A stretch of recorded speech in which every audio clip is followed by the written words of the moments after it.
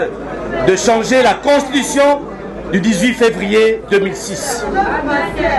À bout d'arguments, après son mensonge impudent perpétré à Kisangani et à Lubumbashi, dans une truculence sans gêne, M.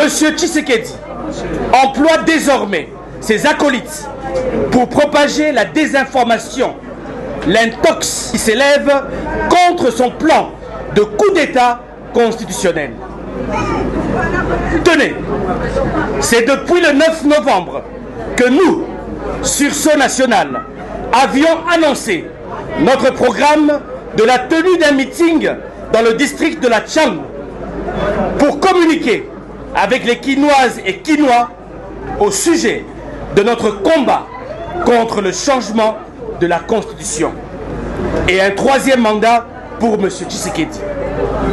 L'hôtel de ville ainsi que toutes les autorités compétentes en sont informées. Toutes les formalités sont remplies à tous les niveaux pour l'organisation de ce meeting le samedi 14 décembre au terrain municipal de Massina.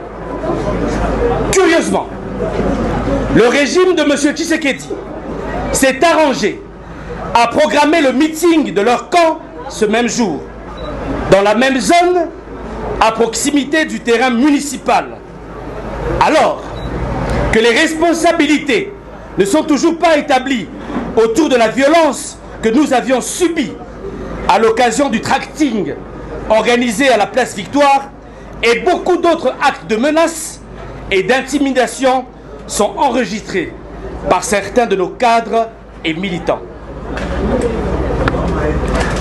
Le débat qui engage le pays aujourd'hui est celui de la fin du second et dernier mandat de M. Tshisekedi à la tête du pays. Il cherche désespérément à le voiler en le contournant derrière les élucubrations et des mensonges pour manipuler l'opinion et demeurer frauduleusement au pouvoir par coup d'État constitutionnel. Devant la mise en garde sévère qui s'exprime partout au pays, il tente de combler le déficit de son argument par l'argument de la force.